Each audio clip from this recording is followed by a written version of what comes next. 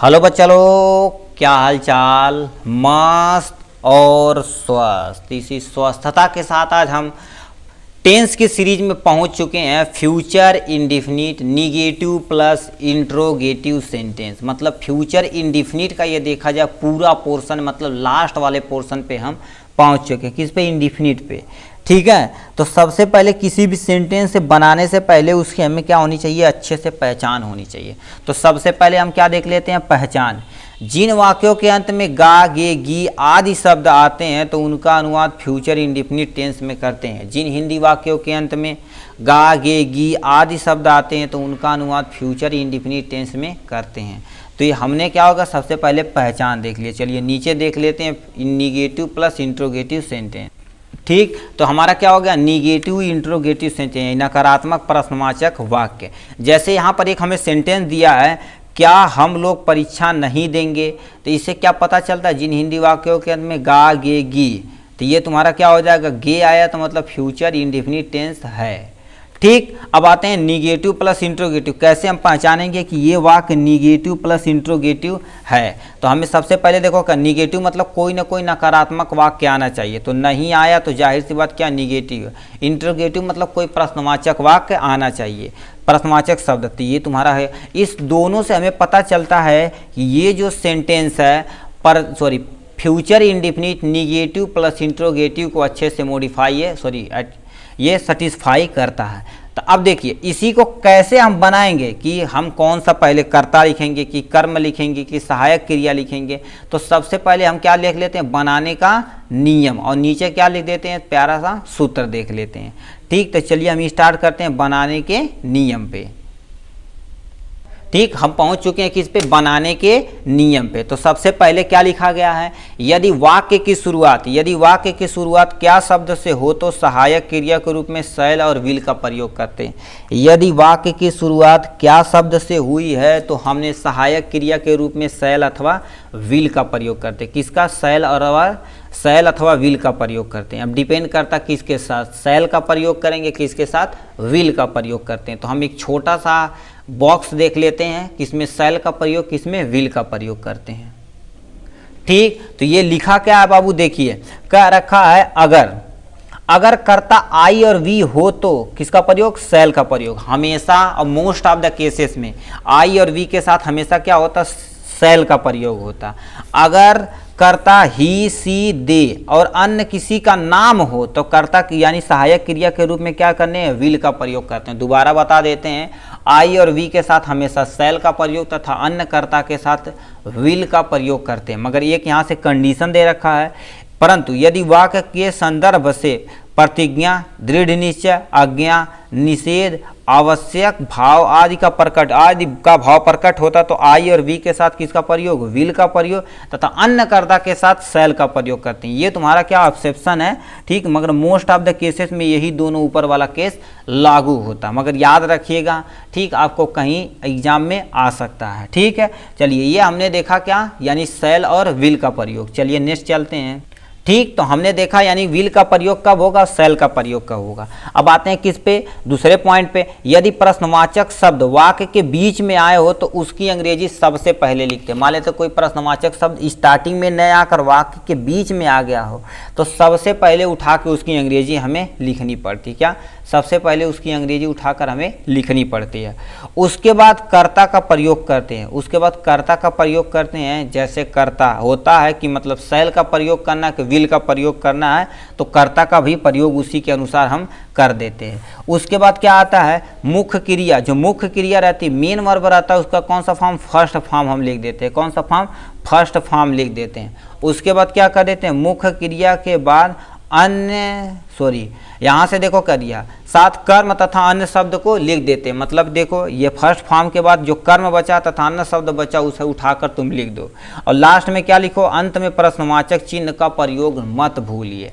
यही बताता है कि ये वाक्य क्या है बेटा? प्रश्नवाचक शब्द है। ठीक, तो हमने ये देखा बनाने का नियम। अब इन्हीं बनाने के नियम से क्या कर देते हैं? देखिए एक पॉइंट हमने यहाँ से भूल गए। ठीक, क्या भूल गए? देखिए कर्ता के जस्ट बाद हमें किसका प्रयोग कर देना है? कर्ता के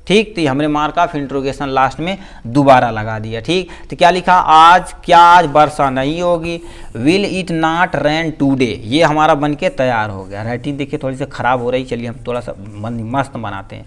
क्या वह डॉक्टर नहीं बनेगी, क्या वह डॉक्टर नहीं बनेगी, वह, तो हमने क्या लड़की के लिए है तो हम सिंपल सा क्या यूज करिए, विल का, और वह के लिए सी, बनेगी लड़की है, सी हो गया। उसके बाद कर्ता हो गया, उसके बाद नॉट का प्रयोग करें, बी ए डॉक्टर, बी ए डॉक्टर, फुल स्टॉप, ये आपका हो गया। यानी will see not V A doctor, ये आपका बन के तैयार हो गया। अब क्या पूछा है, क्या किसान मेहनत नहीं करेंगे, क्या किसान मेहनत नहीं करेंगे। देश में देखा जाए तो किसान और जवान दो ही ऐसे आदमी हैं जो हमारे देश के लिए एकदम उच्च श्रेणी के अंतर्गत आते हैं, क्योंकि यही सब हमारे हैं जिससे हमारे किसान है तो हमें अन्न मिल रहा है, जवान है तो हमारी देश की रक्षा हो रही है, जो हम आराम से सुकून से घर में बैठे हुए हैं। ठीक है, तो उनकी रिस्पेक्ट आप जरूर करिए। क्या किसान मेहनत नहीं करेंगे, तो हम क्या करेंगे, किसान है तो मतलब विल हो गया, किसान हो गया तो हम क्या यूज करेंगे, फार्मर्स यूज करेंगे, फार्मर यूज करिए। उसके बाद नाट है, कर्ता के बाद तुरंत नाट लगता है। ठीक है, यानी मेहनत करना तो मतलब क्या हो जाएगा, लेबरर हो जाएगा। तो ये हो जाएगा लेबरर, फुल स्टॉप, यहाँ से मार्क ऑफ इंट्रोगेशन लग गया।